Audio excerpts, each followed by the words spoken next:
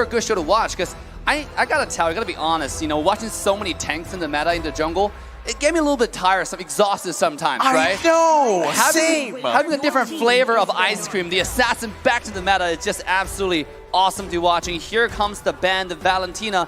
They're also going to ban Wave's character like Lilia or even Farsa, you know, just to make sure that Clay have more room to maneuver. You know, speaking of which, if we start looking at bans as well, I mean, Beatrix is getting banned out. So again, that direction we were talking about changing for the side of TODAK really being implemented here. I mean, it's quite clear that RRQ, they are trying to limit the mid laners, the mages, like you said, Assassin Dave, as well as the TODAK. TODAK will opt for a Skylar ban here, limiting Skylar's option. But I do want to add that Claude, again, it needs time, right, to reach that power spike with Hilda and your opponent. Is it a fair trade, do you think? I mean, at this point, we can't tell, right? There's still quite a bit of choices available for the side of RRQ. They might not even go with a marksman because they're going for full dive as well. You know, it seems like they already have someone that they need to protect, AK Clay on the Eve, right? And they have the Hilda to get vision all the time. They can go with two directions, actually. You know, go with something really, really strong just on their own, like a Harith, for example. Or they can just go with a marksman, have Hilda get vision, and Hayabusa bring Havoc to the other side. Then they go with Grok, a very strong, and this most likely going to go to EXP lane, unless we're going to see the Hayabusa flex one more time. Hayabusa flex, or maybe Hilda is the one that's going into the EXP lane. Like R7's like, you know what, they're playing wild, let's go wild. But coming down to the final picks here for the side of TODAK specifically, we're not entirely sure where they want to lean towards just yet. And I feel like locking in the Xavier might be a bit of a bait pick because I think it scales too long with the composition that they have so far. I prefer this Lilia over the Xavier here for the side of TODAK, but it will not be either. It's going to be a Ling and as well as Kadita saying, you play Kadita in game 1, let me show my Kadita, and perhaps I might grab MVP. But RRQ, again, a very fast response. Harith. It's going to be Harith. Great predictions here coming out from the table. Well done all across the board. Woo. Now, which composition are you liking more, Dave? I mean, they're both pretty divey, I gotta say. So it's come down to execution, really, right? Which tank can find the engage better? Is Hilda gonna find vision for Hayabusa to find one-off picks, right? Or are we gonna see really good engages coming out from Chao? It's up to the teams, up to the execution. I think the draft, both draft looks beautiful. They're both dives, and they both have very little room for mistakes. If Eve get caught off, it's over. At the same time, if Claude get caught off, it's kind of over. So both sides, they have to play careful, they have to play tight, and I'm excited for this match. Well, let's see whether this is going to truly be a draft if the best of the best have made it up and towards the upper brackets, and TODAK, unfortunately, a score down, but they're looking to turn it all around here to even it up against the Kingdom. So let's jump into the land of Dawn once again for game number 2. Will RRQ find another point, or will TODAK equalize in game 2? Let's see, folks, as I gotta say, hero power, it's quite even here, Assassin Dave. Mobility, power-wise, crowd control as well, but perhaps that is the department that is RRQ lacking of, crowd control. Yep, look at the mid lane though. Already, Chao and Kadita playing aggressive onto Clay to dominate the mid lane. But Vin was already asserting dominance into TODAK's jungle. He was 1 versus 3 early on into the blue side, getting vision on Lean. Knowing Lean started blue, but gonna move towards the bottom side. Gonna give a little bit of warning to Harris to play more careful. You can see Harris is hugging the tower. Not really playing too out of the line here, but Chao, Yamski is now making a rotation to the top side. Finding Hayabusa is more of a battle of the support at this point, but you can see Win is already level 2, where Chao is still stuck at level 1. Yeah, it's a little unfortunate indeed, but let's see how these interactions are going to go, because a lot of the focus seems to be looking towards the bottom side. Harris getting attacked, and Vin himself gets on out of there. Albert hitting level 4, but doesn't want to commit just yet. Trades on both sides, no kills on either. It seems like both teams here trying to poke, trying to give out pressure. And for now, Momo needs to be very careful here. Albert is already on standby. Will he commit to this?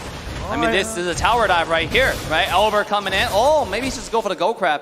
I like what R7 is doing in lane. Because of the lane prior, he was zoning Momo away from the experience. And because of that, Win was getting so much more experience, such a huge lead against the Chao, against the corresponding opposition. And here we go, approaching the first turtle. Hilda is already on standby. Now, this could be the difference maker here because Grok is already level 4 in comparison to Momo, who hasn't hit it just yet. Yep. So it's a wild charge compared to no Black Dragon form as of now, but Yumski going to be starting up the turtle. He knows the jungle is here. He spots out R7. Hilda immediately attacking Rival, putting him too low to even contest for him. Bottom side, however, Chiku guys goes for the all-in against Skylar with a blazing duet already on him. Chrono Fisher just enough. No, it's going to be Rival who makes it there just in time to pick up that first blood and back away. Vin coming in to finish off Chiku guys, holding it off. Is he going to hold him hostage? Yes, he is. Chiku, he finally takes it back. But Vin, he doesn't. He misses. Chiku guys is able to flicker on out of there as Rival has to back away.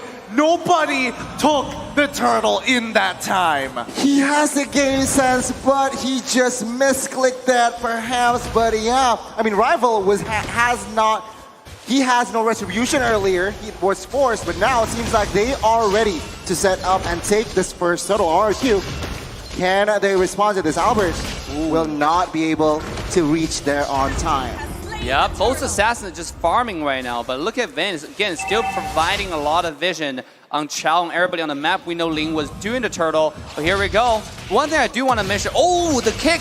Really good kick so far, way the drag into a perfect combo. Momo is not going to be in that fight, but Moon securing it. Moonatics out there, very happy. 2 on the board so far, and instantly Chiku guys with the blazing duet to clear the wave. Getting a good chunk onto Skylar for now, but top side already attacked. Shah Residue already keeping Momo alive for longer than he should be. RRQ have to back off. It seems like TODAK in the first couple of minutes, they understand that they can go all in towards Vin. They can force and waste all resources to a roamer. Why? Because in the big picture, in the grand scheme of things, they have more crowd control. So they can perhaps more team fights to force RQ in a tough position, it seems like. So we'll see here. First 4 minutes, it's still TODAK leading with a 1,000 gold lead. Absolutely. You can see Chao finding those Way of Dragons, finding those decisive engages, and that might be the difference maker. Plus, Chao and Kadita is one of the most deadly combo in the entire game. One kick, you can do 1 kill. And here we go. Let's take a look at Chiku. My God. I'm sorry, I'm just shocked. I didn't expect him to have the highest kill in M-Series. In total, 225 is very impressive, but now Vin is about to put his own statement as they dive onto the bomb side. Chiku guys with the blazing command, the OE shadow kill. The shield was not enough. He ends up going down. A successful dive coming in from RRQ, requiring 4 members to complete. He is just trying to clear the wave, but he has to pay the price as well. Rival, though, a very good rotation coming from this guy that he is able to find jungles. But anything stood out for you, Assassin Dave, from the emblems? I mean, at this point, look, RRQ quickly turned table around. Even though early game TODAK seemed like they had more control, they had more decisive engages, but because of the rotation, the macro RRQ was able to do. However, not only did they find kills, they're now having to prior onto the second turtle. Moving forward, if Haya and Harris are going to skill up, both of them are going to pose a tremendous threat to Ling and Claude. So this is looking really good for RRQ. I'm surprised that we're not seeing Rival trying to contest this. He is a level ahead of Albert, but instead they let it go through. They reset those waves. Moon getting attacked. Vin continuing to harass. Chico coming in with the Battle Mirror image. He sees Clay. He knows this could be bad. And with no Battle Mirror image, it's better to just call it off as Skylar is just wrapping around and looking to proxy that wave.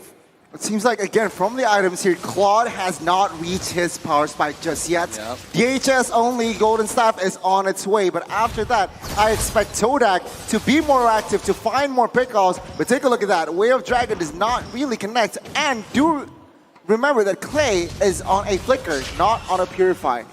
That's a good point. Vin continuing to harass you guys. R7 wants it, the wild charge as well as Guardian's Barrier doesn't connect it. All Moon finds his kill R7 goes down. Aspen is now on the run. Skylar with the Chrono Dash just finds his kill on towards Yumski. And now Momo is here to clean up. Finn will be the first to fall to the shot residue as he jumps on top of Clay, securing the knockup. This might be the second kill as well. Backtrack and Tail is able to connect. And now on to Skylar. Momo, do you want to go for a third? He says, nah, I'll wait next time. Chrono Fisher comes on through, but now that you've walked right into me, shot residue is going to proc once again. But look at Topside. Despite all that has happened, Topside finally getting the push. What is going on? Momo is unstoppable. RRQ, they dominant, but R7 catches Chiku, and my goodness, it was a solo kill on towards the gold laner. That's why high and dry do not disrespect the Grok. Yeah, the physical damage Grok coming off online, and we mentioned it yesterday, how disgusting this character can be once you get the core items like the Blade of Despair, like Blade of Haptic Cease. And R7 right now is popping off. He can one-shot a Claude at any time he wants, including Moon, before Moon even popped the passive.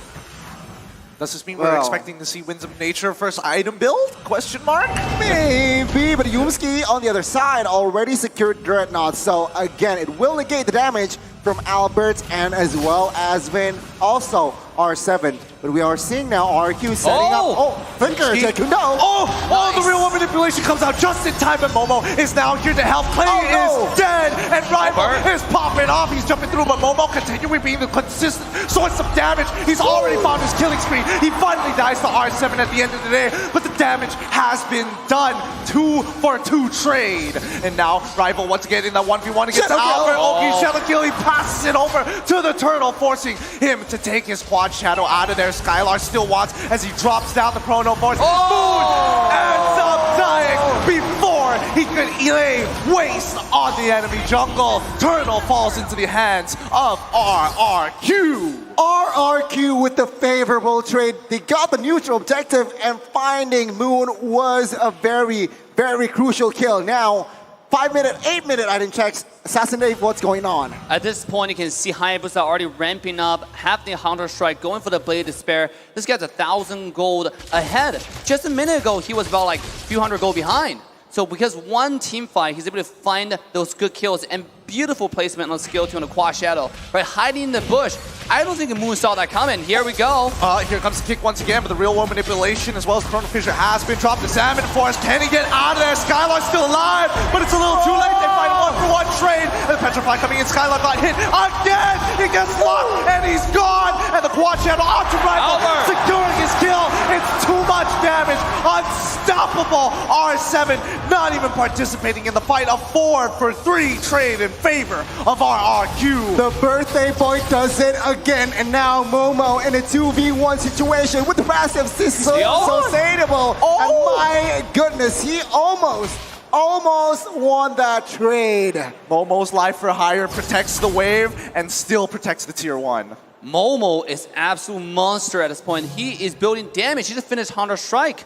I mean, this guy, he's not going to play any defensive at all. He's going straight to your backline, trying to go for Clay, because Clay has one of the highest deaths right now. 3 deaths in the entire game. No! One-shot kill from Albert. Quick, switch the screen. We can't have this. The instant replay already coming up, but look at this play. Oh my goodness. I mean, the fact that Momo was able to get away with so much is pretty incredible, but Albert is now hitting critical mass. We saw that one shot earlier. It's going to happen again.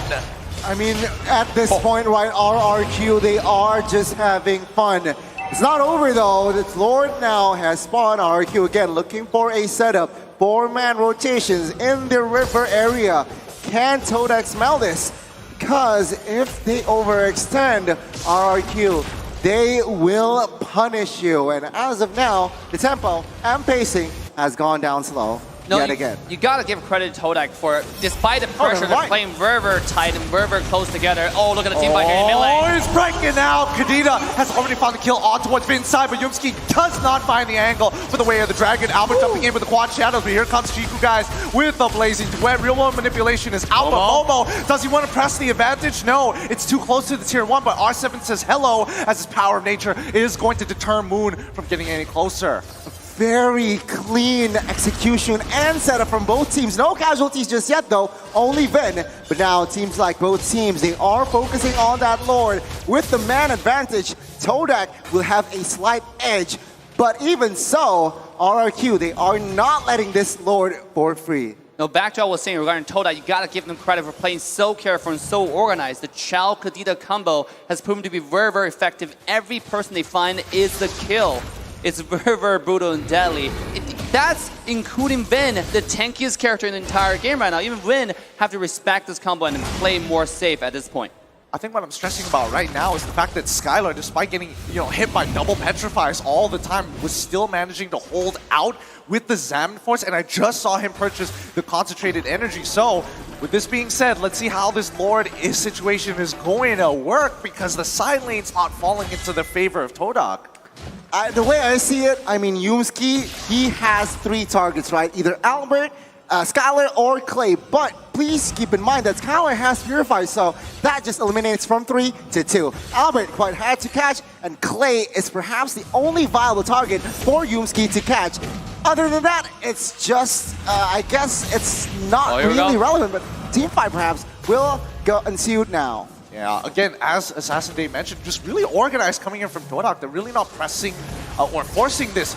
Oh, wait, Moon, Chiku are in prime position. Could they actually find the flank here as Momo is coming in with a Black Dragon form? No. RRQ take very safe paths back into their jungle here, as now they look to press. They do notice where Chiku and Moon is. The plan has been dropped, a rival making his way down to the bot side to get some more pressure.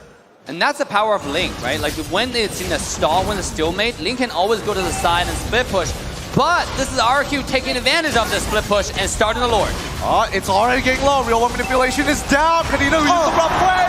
Albert's towards the Lord, but Momo is going to initiate the fight. He's under. Oh, he didn't even proc the shot rescue. He ends up dying. Albert has already got like the blaze into it, as well the Winds of Nature show.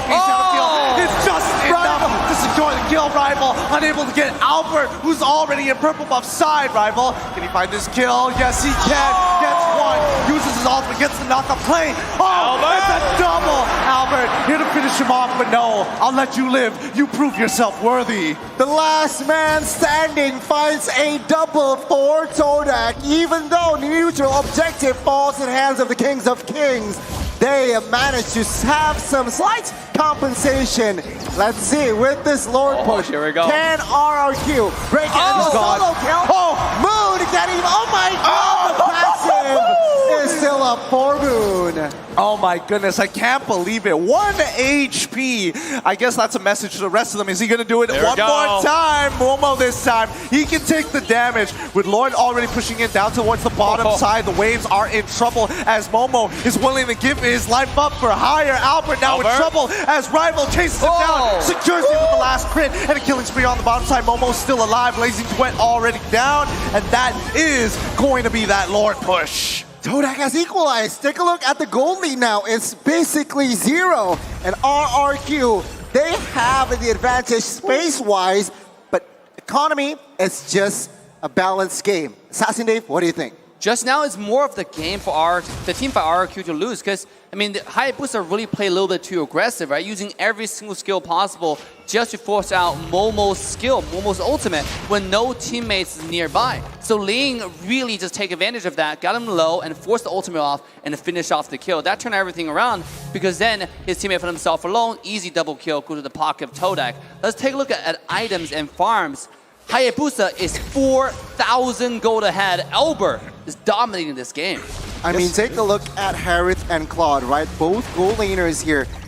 Claude building Athena as well, so he has some respect towards Harith, towards Eve as well. On the other side, it's just full attack for the Harith. I mean, this has been a dead even game for quite some time. I don't know whether it's the Malaysian staple to really drag this game out against the Indonesians so far, or even the Filipinos. But looking at the Lord advantage, unfortunately, they ended up losing a bit of gold here overall because of the deaths they gave over. But now Moon in trouble. Finn having plenty of damage here, but he's going to be using the rough waves to gain his health back up. Is it enough? No! He doesn't get his health back! And Rival even committing onto Skylar. 2 ultimates down and Moon already dead. The mid lane in trouble. Oh my god!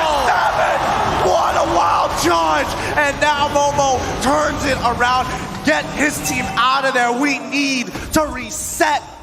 No casualties except Moon. He has to pay the price while the Lord now is up. RRQ understands this. 5v4. Will they commit to this? TODAK will not give this freely. Let's see the execution. We're Dragon. Yep, they already used Way of the Dragon to find one. Albert already jumping in. Yoki shadow kill. Momo's in trouble. He's already gone. Savage force pop. And that's even Yumski in the backline. Vin may be dead, but it's a little too late. Can Rival pull this through after its immortality? Blazing Duet finds only one? No! It's too late! The damage has been done. A 3-for-2 trade in favor of RRQ. RRQ, they won that war, but at what cost? They will not be able to find the Lord in time. And TODAK with that play. Shaman Force popped.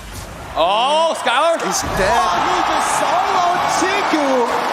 That's what the heck? I mean, it's unfortunate timing, especially when you're used to using your Battle air image. Moon tries for the one shot. He tried his best to steal the Lord, but Albert is feeling it today. He does not miss. Look at this KDA 11, 2, and 3. I mean, both assassins playing out of their mind, right? Ling is a saving grace turnout for Team TODAK in this game as well. Finding those flank, finding those perfect executions once after another. So here we go, Lord coming down the bottom side. Let's see this execution on wave sinking. Things are not looking good here. Rival securing that EHS, but is it too late? With the Lord marching bot side, RRQ will grab the advantage here in the jungles of TODAK. But remember, this is already the Luminous Lord, so perhaps if TODAK makes a mistake, RRQ can end game 2. Perhaps here, but now with the waves already pushing on in, Yumski looking for a flank, looking for opportunities, the Magic Sentry as well to look at what's going on towards the orange, but Vin is just chunking down Chico, almost about to solo him as well. Winter Truncheon purchase onto Clay, but here we go. Inhibitor turns in trouble. Salmon Force has already been popped as Yoki Shadow kill on the middle lane. Rival in some trouble. He's got no way to escape. Oh my god! Look at the secure Finch points. Gets him out of there. Placing the way for the back line. Chico flickers into the middle of that fight. Yoki Shadow kill doesn't even connect as well. He's got nothing left. Clay with 1 HP. Walks away. And Momo pays for the sins of his brothers. 1-for-1, Momo for Vin, as TODAK will hang on for another day. But take a look at the base turret and bot side. It's down. Take a look at the mid side, practically down. And if we take a look at the players' gold here, top 3, Assassin Dave, is Albert and Skylar. Albert and Rival going toe-to-toe right here with the total farm. Seems like Rival is really doing a fantastic job keeping the farm despite the pressure on their team. But really look at a map. The mini-map is what's important right now. The entire map is going toward the favor of RRQ. They still have 3 high ground towers and 2 tier 2 towers, whereas TODAK's practically down to 1. So the next push, if they get the Lord, get the pressure on the bottom side, and that might just be the game, the match point for RRQ. I mean, let's look at the Lord advantage, right? Previously, they lost gold. Now they're actually gaining a significant amount. But at this stage of the game where they're already breaking the 62K mark, does it even matter? Is it enough to actually switch out those immortalities for Winter Truncheons?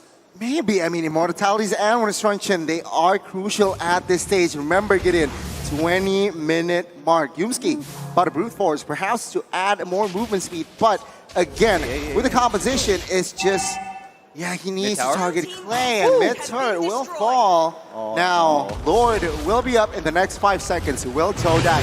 TODAK has to contest this. Not sharp there, unfortunately, but let's see how they set this up. RRQ, once again, you're expecting Vin to open up the map. Yumski as well, playing the exact same role. Can they contest this? R7 actually getting a good chunk onto the back line. He knows everybody's in the mid lane. So now, RRQ is more confident. Yumski hitting the third hit of G Kundo. Good knock-up for now, but that doesn't really change the game. Moon looking for the flank, looking for an opportunity, but RRQ wants to finish this in one felled swoop. So they have to play it slow. They have to think. They have to push out the mid lane as Chiku guys and Moon continue to do so. Here it's slow, but the Lord is getting lower by the second, and Momo is gonna force the situation. Chiku out of the fight, Rival out of the fight, but down by bot lane. We see TODAK on the run. They've lost one of their members, and now they have no conditions to actually contest this Lord. They're out of here, but Albert doesn't want to give this up just yet. Did he notice? Yes, he does. He sees Kadena. The rough waves already being used to get on away. Quickly, something must be done. Clay's flickering forward. He wants a solo Moon all by himself, pushing him away from the Lord. Jikundo being used, and Moon is going to go down. 2-for-1 trade so far, but Momo trying his best to protect him. Yumski should be able to die, but the Blazing Duet comes out to no avail. Skylar still holding on with his Salmon Force, and that is going to be it. Another slowly but surely, one more falls, trading evenly 2 for 2. Chiku's still alive. The Kings of Kings, they had shown their statement here in Game 2. With the Lord now in their hands, they are looking for an end. TODAK with just 3-4 men now defending. Can they defend this one? Get in. Things are looking bleak for the Malaysians. Let's see. They're going to force the initiation again with the Salmon Force already being popped up. Blazing Duet is coming out through. He's getting chunked. Link already with the ultimate real one manipulation comes late to catch on 3. Momo still with the Town Rescue holding on just strong enough. But the Lord is on its way and the members are low. Skylar can't get back into this. Do they just let go? Now with 5 men, with the Lord now, let's see. 6v5, RRQ. R7? R7 in the middle of it all while their carry has just gotten out of there. Skylar's not there. Albert is going to do it by himself. Shot residue proc. But with the shit already with the quad shadows, he's out of there. Okay, Shadow Kill gets spreads out way too much with the wave. Nothing RRQ can do, but they've got all the inhibitor turrets, all the gold. TODAK, they can breathe for another 5 minutes. It seems like. Sassinave, what can you read? I mean, at this point, TODAK is pulling a fantastic defense, actually. Losing when proven to be the crucial element for RRQ9 to end the game right there. But again, with all 3 lanes, high ground tower being taken down, the entire base of TODAK is vulnerable. RRQ, what it can simply do is just sink in the wave in unison, have all 3 super wave crash into the base at the same time, and try it one more time. Because at this point, Hilda is gonna be very tanky in the front, right? He's not really afraid of the one-shot combo coming from the Chow, coming from the Kadena anymore. And you can see everybody, let's see how many immortality we have on both sides. It seems like Rival has it on Team TODAK. We also have Chow has it as well. There's 2 immortality versus 1 immortality coming from RRQ. This is actually pretty risky for tower dive. Yeah, I mean, what also pops out in my eyes is Grok. R7 building 2 BODs and also respecting with the magic power for Moon. He builds also that Athena. Now it's just a matter of patience here. Get in. R7. Well, I don't think anything's going to happen. I think it's too risky to die now. It's like 24 minutes. Your death timer is like almost a 70 minute at this point. I think it's already 70 seconds. 70 seconds. Yeah. Oh, boy. Oh, here we go. Lord advantage from the previous one. Only 1,000 earned, but so far with no inhibitor turrets, TODAK at the disadvantage and has to continuously just maintain, do the housekeeping of these waves. Yep. The goal difference at this point is not really important. What's important is how many immortality, how many lives do you have. 1 more immortality equals to like 1 extra player. You can kind of like that.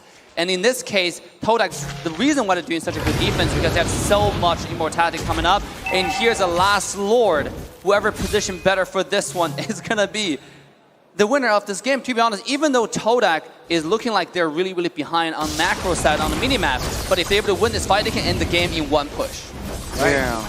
Let's see how they play this out. All right. Deep breaths, everybody, because this could be it. R7 holding down towards that bottom side, making sure that they're going to start this push. RRQ, smart moves. They understand this Lord is not going to be as important for them compared to TODAK, but now R7 in some trouble. He's going to back away. 2-Bladed Despair is more than enough for the passive, calling in for the rest of his team. He wants it. They want it. He's going to be running on forward. Chiku guys doesn't have the battle mirror images. Skylar is going to be dropping down that Savage Force. Chiku's in trouble. He clears the way. He gets on out just in time. He's poised to attack as many people as possible. They're all dead without Chiku. What can they do? RRQ is going to start opening it up, and Yumski and Moon just trying to slow them down to buy any time possible for Chiku to get back up. Oh, the timing. RRQ now, Moon. said someone missing. No! Oh, he has to bring the Bronze now. Rough ways as a defense, but now take a look at the damage. Clay will secure the kill. There's nothing you can do. The Salmon Force is just way too much and comes off a cooldown way too fast. This is the pressure's onto TODAK, and RRQ knows that better than anyone else, right? They're playing this really, really patiently. We don't have to do the lore. Right. And speaking of that top side, one more kill coming up. Well played to RRQ. The guerrilla warfare is too good, as Rival ends up falling to the hands of the Kingdom as they slowly close on in. No Lord, no problem. We've got the minions, and now we're running on through. Momo has to fall. Immortality vaults on through, finds 3, but it doesn't really matter. At the end of the day, RRQ Hoshi takes game number 2. GG, well played. It's gonna be 2-0 for RRQ. The Kings of Kings are at match points, looking to hold on in the upper brackets. Ladies and gentlemen, Team Hot yesterday was in the similar situation, 2-0 down. Can TODAK replicate yesterday's game? I mean, against a giant, against a team so disciplined like RRQ, it's gonna be an uphill battle for sure. The execution was flawless, the planning was extensive. Look what